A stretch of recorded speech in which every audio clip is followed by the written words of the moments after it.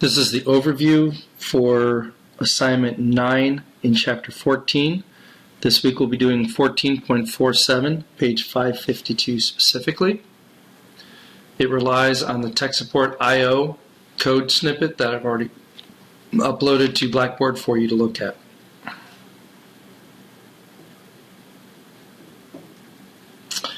It specifically says modify the responder class of tech support I/O project so that it reads the association between keywords and responses from a text file rather than initializing response map with strings written into the source code in the fill response map method.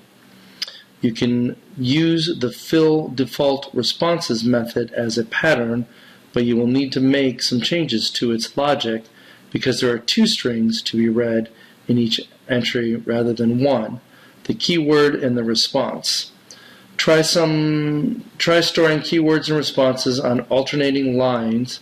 Keep the text of each response on a single line. You may assume that there will always be an even number of lines. So they're doing that so they don't run out of file. Alright? So they're talking about using the fill default response. Here's the there's default. Fill default response. They're saying you can use this as a pattern. I do believe that this is one approach. There's another approach where you can put it on one line. But if you want to do it on two lines, you're basically going to take this and you're going to have to make some tweaks to the code.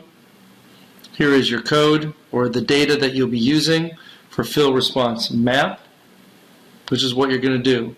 So you're going to take that code from below, move it up here, put this into a file, and then read it as one line, and then this would be the second line. So all of this would move up, and this would become one line. You may spend a decent amount of time fixing your responses into a file. Create a text file using Notepad. Be careful about doing it in Word or Google Docs. When you use something like that, you don't want to have a bunch of extra weight. If you do use one of those two, make sure you choose a text file.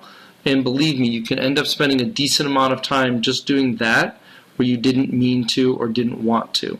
Notepad is your friend in this particular case. Okay? From there, it's relatively straightforward. They've already given you the entire structure of what you need to do. It's very much a copy-paste and a slight modify. Again, here's where you're going to get caught. Things will happen like you don't have a carriage return line feed, which represents a new line because of the editor that you used, so that when you read, it'll say Windows with some little weird looking mark. This is a known blah, blah, blah, blah, blah. If that happens, then you have an idea of what happened and that it's the editor that you're using and you need to save it as a text file. If you're having significant problems creating this text file, let me know and I can try to help out. From there, this is your last programming assignment. Good luck, and hopefully it goes well. As always, write to me early if you have a problem. Your week will go quickly.